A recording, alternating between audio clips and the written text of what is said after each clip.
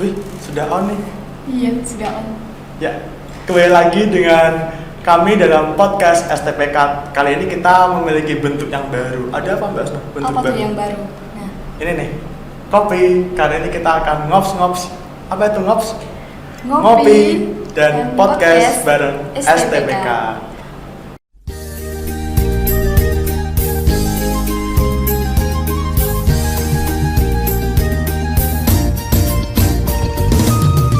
STPK Channel mempersembahkan Ngobras untuk sampai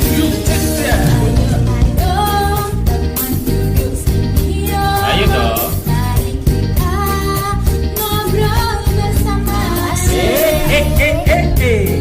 Oke aja deh.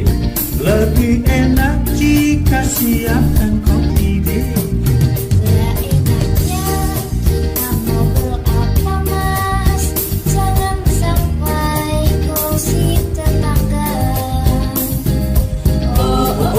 Tidak begitu bermusuh. Di sini kita ngobrol yang berguna. Ayo kita ngobrol santuy aja. Ngobrol keren bareng STPK. Ayo kita berbagi tawa canda Dan belajar jujur supaya hebat. Ayo kita ngobrol santuy aja. Bagaimana? Bagaimana kalau kita gosip aja? Tidak begitu bermusuh. Di sini kita ngobrol yang berguna. Oke. Kali ini kita akan mengulik sedikit tentang visi dari STPK. Kira-kira visinya apa? Nah, visinya ini yaitu menjadi komunitas akademis humanis dan responsif yang mengembangkan insan penggerak katekese dan pendidikan keagamaan yang kompeten, mandiri, dan berjiwa misioner dalam gereja dan masyarakat global. Nah, kalau visinya ini, kita itu temanya apa sih? Keren sekali lah divisinya. Nah, kali ini tema yang utama membahas tentang menjadi pewarta yang mandiri. Nah, seperti apa itu pewarta yang mandiri? Kita akan kedatangan narasumber. Siapa? Siapa narasumbernya? Pasti penasaran kan? Iya. Ya. Langsung kita panggil saja Suster Maria Franciana OSF. Halo, Trims, Januar, dan Asna yang telah mengundang saya dalam acara Ngops ya. Ngopi dan podcast Nah, bareng terima STPK. kasih juga, menarik juga temanya ya. Temanya tentang Pewarta. ya, Pewarta mengulik, yang berjiwa. mengulik tentang Ya. visi STPK, yaitu pewarta yang berjiwa Mandiri. mandiri. Itu bagus. Saya juga senang ya untuk mendiskusikan ini. Gitu. Nah, jadi mungkin boleh suster perkenalan dulu gitu siapa namanya? Ya, baik. Saya Suster Franciana. Di rumah ibu, bapak, orang tua saya menamai Andarweni Astuti, sehingga sering-seringnya dipanggil Suster Franciana Andarweni Astuti. Kongregasi saya adalah OSF. Apa itu? Apakah pernah mendengar itu OSF? Iya, pernah. Ordo Santo Fransiskus. Ini OSF ini adalah tarekat yang pusatnya ada di Semarang. Nah, STPK ini yang juga letaknya di Semarang itu adalah miliknya tarekat OSF tersebut. Maka STPK ini istilahnya kayak didikannya di terus iya betul. Makanya kami juga mengambil nama sama Fransiskus Asisi seperti pendiri kami atau pemilik kami adalah Fransiskus OSF begitu. Itu. Nah, mungkin juga Asma pengen jadi suster OSF. Boleh suster. Saya tunggu lo ya. Saya tunggu. Kalau Januar kamu juga dulu kan pernah ya? Dulu saya FM saudarinya Suster. Iya, makanya kita berarti kamu masuk ke keluarga Francisca. STPK ini bener-bener linear dong. Iya. Gitu Karena kan? pernah dulu sama Franciscus Asisi. Iya, betul. Itu. Ya, tapi sekarang di sini saya mau jadi guru agama. Guru agama. Nah, sekarang di sini kita kenalan ya, kita sama-sama nih. Kami adalah warga dari STPK. Benar sekali. Januar adalah semester Saya semester 4 Dan pada saya kali ini. semester ke Asma semester 6. Oh, ini Ya. sudah mau lulus nih, sudah mau sedikit Amin. lagi. Sudah mau skripsi loh, doakan ya. Dan dia adalah mahasiswa KIP ini dia nih. Nah, kalau Kak Asna ini mahasiswa KIP itu adalah mahasiswa yang mendapatkan beasiswa 100% dari Kementerian Agama. Jadi Kak Asna selama ini sama sekali nggak keluar biaya ya? Sama sekali tidak keluar duit. Nah, biaya kuliah ditanggung juga, terus biaya sehari-hari juga. Iya. Keren juga ya. Iya, makanya Kak Januar bukan KIP. Kak Januar bukan KIP, tetapi dia mahasiswa prestasi. Perlu dijempol ini. Ya, karena IP-nya saudara. Iya, IP-nya. Jadi kalau yang beasiswa prestasi itu IP-nya harus 3,25 ke atas. Ya, Nah, ini bahkan harus hampir 3,25. hampir 4 nih Kak Jan. 3,8 semester. Iya. Makanya bisa masuk ke PPA Ya. dan itu mulai dari semester 3 saya Ya, mendapat jadi itu. singkatannya adalah PPA. Ya. Penerima Prestasi akademik. Nah, ya penerima beasiswa prestasi akademik itu program di STPK. Ini sedikit memperkenalkan tentang STPK ya, kita ya. Berkaitan dengan uang tadi kan beasiswa kan pasti ada uang lah. Uang kan juga berkaitan dengan ekonomi, suster. Iya. Banyak apa sangkut pautnya pewarta dengan ekonomi gitu, suster. Iya. Seorang calon guru agama atau nanti kalau sudah jadi guru agama, itu kan kalian juga membutuhkan kesejahteraan macam itu ya, iya kan? Iya. Kaitannya guru agama dengan ekonomi ya. Kalau nanti sudah berkeluarga, sudah mempunyai anak-anak macam itu untuk melanjutkan hidupnya kan membutuhkan ekonomi yang baik juga. Nah, disitulah letaknya.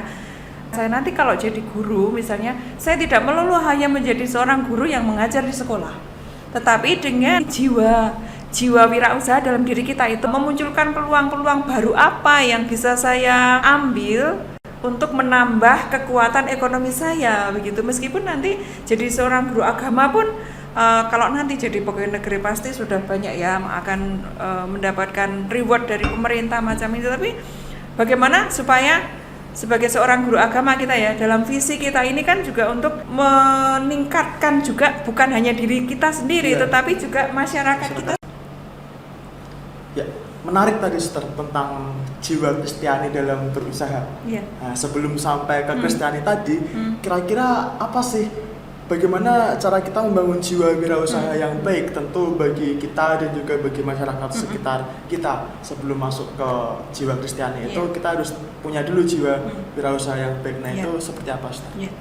Jadi kalau kita kembali kepada mengingat-ingat kembali apa yang kita pelajari, intinya dari wirausaha tersebut adalah bahwa mahasiswa kita ajak untuk memiliki jiwa mandiri dalam ya kehidupannya sehari-hari nanti. Jadi tidak bergantung dengan orang tua, tidak bergantung dengan teman, tetapi saya mandiri, punya inisiatif, punya kreativitas, punya apa ya istilahnya kayak jemput bola dulu gitu loh.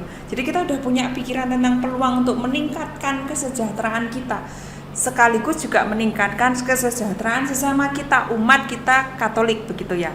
Nah, ada nih sebuah penelitian yang dilakukan oleh IWA tahun 2022. Jadi seseorang itu untuk memiliki jiwa wirausaha yang baik itu dimulai dalam dirinya dulu. Setelah dirinya terolah dengan baik, kemudian praktek seperti apa. Jadi bentuknya seperti sebuah lingkaran, tetapi itu lingkaran itu dibagi dua, fase 1 dan fase 2. Fase 1 adalah dirinya sendiri, jadi ada bagaimana aware-nya, analisingnya, dan evaluatingnya, dan discovery-nya dirinya sendiri itu. Jadi dimulai dari awareness apa? Kesadaran. Ya, saudara. Kemudian kesadaran seorang pribadi itu untuk memiliki jiwa wirausaha. Kemudian menganalisis. Lalu seorang pribadi itu setelah sadar, lalu dia mulai dengan menganalisis. Menganalisis seperti apa ya, saya mau meningkatkan jiwa wirausaha saya seperti apa. Kemudian yang ketiga adalah mengevaluasi peluang. Sesudah saya memiliki jiwa itu, lalu saya mau mengevaluasi peluang. Peluang apa yang bisa saya tingkatkan dan bisa saya ambil. Nah, setelah itu kemudian dievaluasi, dianalisis sudah ya, dievaluasi. Kira-kira peluang itu baik apa tidak ya untuk saya tempuh gitu. Lalu discovery. Kemudian menemukan oh inilah peluang yang akan saya ambil. Nah, sesudah itu kan itu garis fase pertama ya. Lalu fase keduanya adalah prakteknya. Prakteknya itu adalah apa? Apa aja sih? yaitu problem solving yang pertama, kemudian leadership, responsibility, dan value creation. Itu seperti apa? Problem solving adalah prakteknya ya. Ya. Ketika seseorang itu sudah menemukan peluang yang ingin saya kejar, kemudian setelah praktek dalam peluang yang saya praktekkan misalnya ya, ketika saya ingin menjual barang-barang rohani atau menjual hadiah untuk komuni pertama, ketika dalam menjual itu saya menemui kesulitan seperti apa? Seorang pribadi itu harus mampu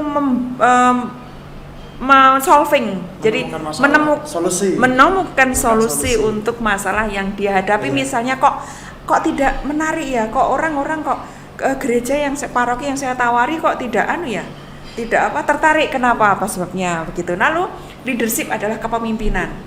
Bagaimana seorang penjual itu juga memiliki sifat kepemimpinan. Contohnya bagaimana? Kalau leadership itu.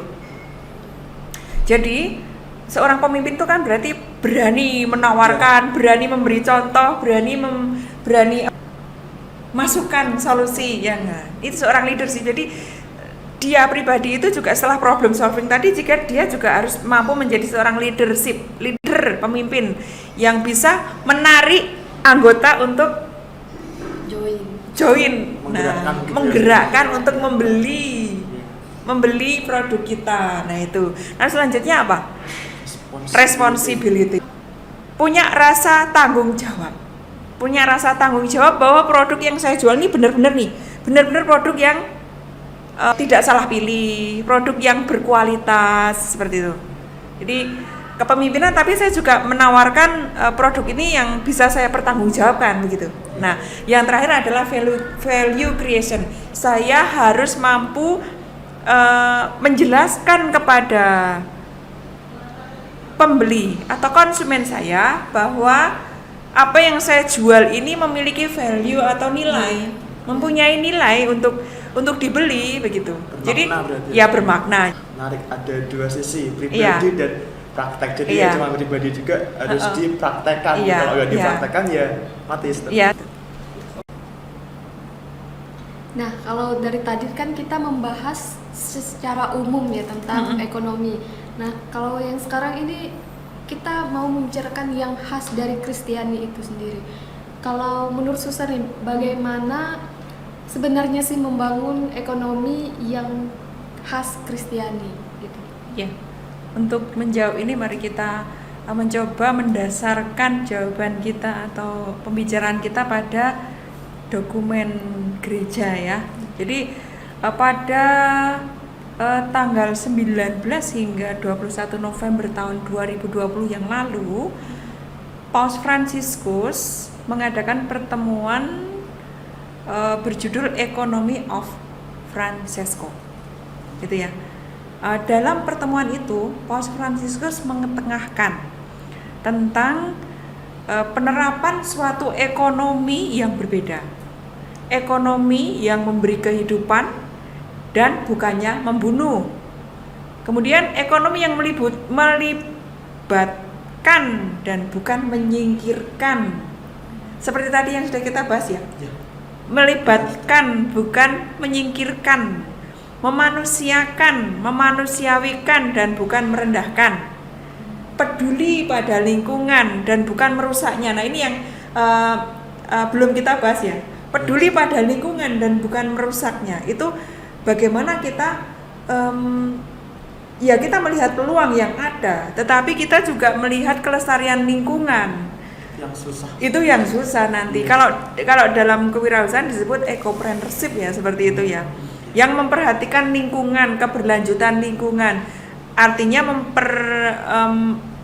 memperhatikan generasi kita yang akan datang besok supaya juga masih bisa menikmati kesejahteraan atau alam yang seperti kita alami sekarang ini begitu.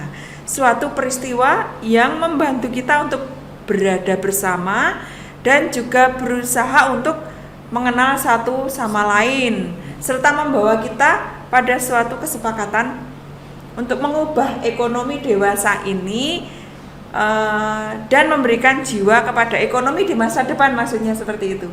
Wah, ternyata diskusinya cukup panjang Iya, ya, menarik serius sekali. juga ya. Nah, ngomong-ngomong, boleh ya kita minum dulu? Iya nih, ya? jadi sediain nih kan kita Iya. ngopi-ngopi. Masa gak ada ngopinya kan?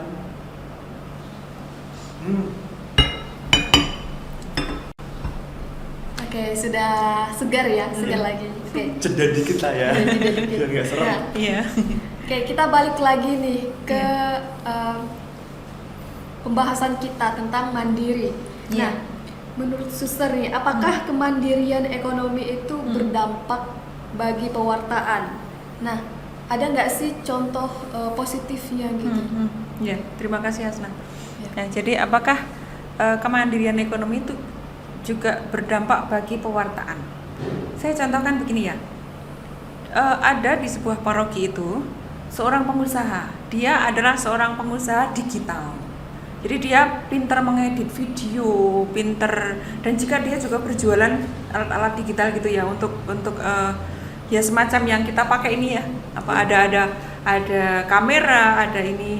Nah, keterampilannya dia untuk membuat tampilan-tampilan video, tampilan-tampilan supaya menarik gitu, dia sumbangkan ke gereja. Dia menjadi ketua bidang pewartaan paroki, itu yang saya contohkan. Instagramnya dari paroki tersebut luar biasa, bagus.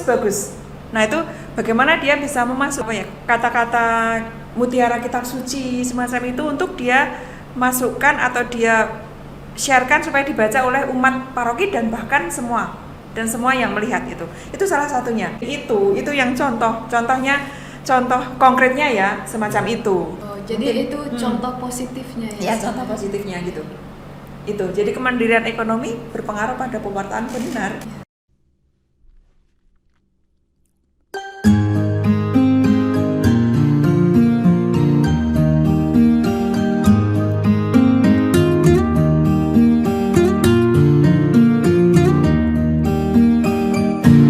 Hidup ini adalah kesempatan. Hidup ini untuk melayani Tuhan. Jangan sia-siakan waktu yang Tuhan beri. Hidup ini harus jadi berkah.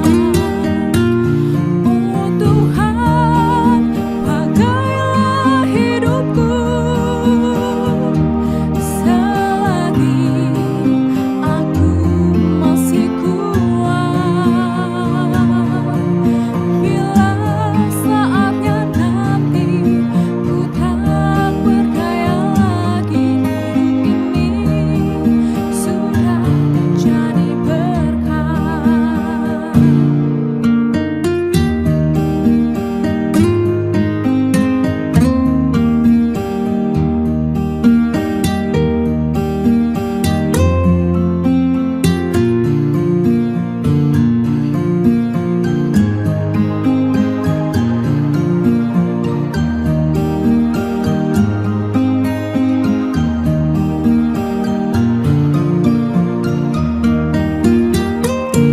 Hidup ini adalah kesempatan. Kalau Iya. mau saya simpulkan, pada pembahasan kali ini tuh sangat menarik, Suster. Kita ini ada di STPK dengan spiritualitas pendiri Santo Franciscus Franciscus, Assisi. Dia tidak hanya seorang santo yang peduli lingkungan, tapi juga rasa-rasanya santo yang memberi kesegaran baru bagi wajah ekonomi Betul masa kini dan banget. masa mendatang ya, Suster. Iya. Ya. Bahwa dalam berwirausaha, kita sebelum berpraktek kita harus mengenal diri kita sendiri dulu. Ya. Bagaimana cara kita mandiri, bagaimana cara kita mencari sebuah solusi, bagaimana kita membawakan diri kita yang berujung pada prakteknya untuk membuka sebuah usaha.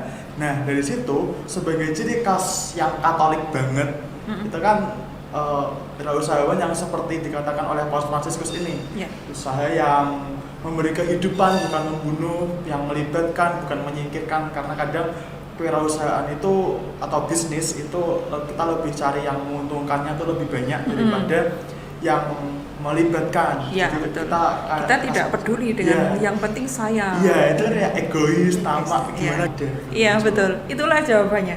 Kalau seorang wirausaha kalau seorang wirausaha gagal atau bangkrut, lalu kemudian dia putus asa dan tidak mau berusaha lagi, berarti jiwanya belum terlatih menjadi seorang wirausaha atau entrepreneur. Seorang wirausaha yang baik, dia harus mampu berkelit istilahnya ya. Berkelit, mampu menanggulangi resiko yang dia dapatkan ketika dia mulai sebuah usaha. Contohnya seperti itu. Usaha apapun deh. Kalau suatu saat saya menjual ini atau suatu saat saya punya jasa ini, lalu bangkrut, lalu saya putus asa, lalu saya tidak mau berusaha lagi, ya itu bukan wirausaha. Harusnya dia mencari cara seperti apa supaya saya bisa bangkit lagi. Kalau misalnya saya rugi, ya saya akan mencoba untuk memulai usaha lagi dari nol lagi, dengan lebih berhati-hati lagi, belajar dari pengalaman yang lalu yang sudah saya dapatkan bahwa dengan cara seperti ini saya akan bangkrut. Itu salah satu cara untuk mengatasi resiko. Itu juga bukan hanya jiwa wirausaha kok. Secara umum, mahasiswa STPK yang memiliki jiwa mandiri seperti itu, dia tidak akan mudah putus asa. Tadi ya pembahasan kita kali ini tentang visi STPK menjadi pewarta yang mandiri dan berjiwa misioner tadi ya. Iya, karena waktunya ini sudah sangat panjang, Benar jadi sekali. kita akhiri sampai di sini saja. Sampai jumpa di episode berikutnya yang tentunya akan lebih menarik lagi. ya. Iya. Ngops. Ngopi dan podcast bareng STPK.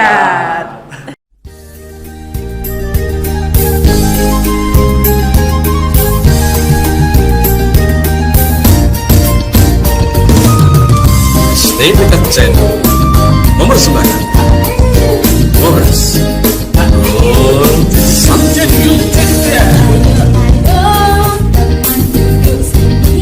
Ayo dong.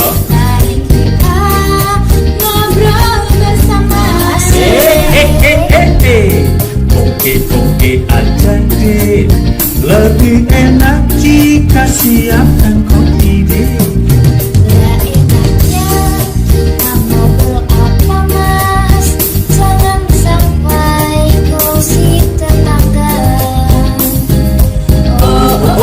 Tidak berinfo Ferguson, di sini kita ngobrol yang berguna. Ayo kita ngobrol santuy aja, ngobrol keren bareng STPK. Ayo kita berbagi tawa canda.